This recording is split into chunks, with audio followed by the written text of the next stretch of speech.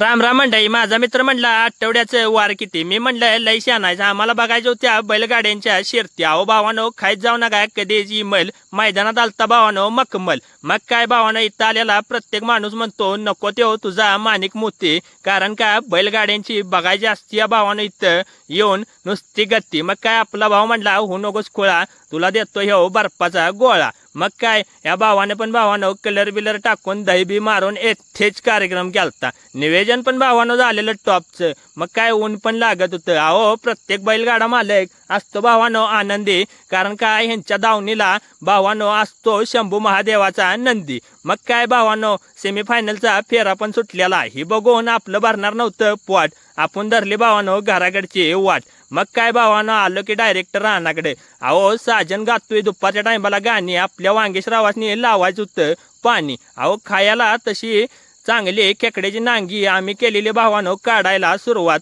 वांगी. मग काय बाजारात गेल्यावर एक तरी भावानो नोट असतीच की खोटी. वांगेशरावांनी भरत आलेली भावानो पाटी. उन्हाळ्या दिवसात खायत जाऊ नका लय मास आपल्या रानात आहेत बरं का देशी कंच. भावानो घेतली की सगळी काढून देशी कंच. मग काय आम्ही आपलं निघालेलो सगळं आवरून भावानो बाजारला. मग काय भावानो अहो आपल्या सगळीनं धरलेला भावानो एक सूर. मग काय मी पण म्हटलं जरा का होईना मूठ वडून काढूया की आपण पण धूर.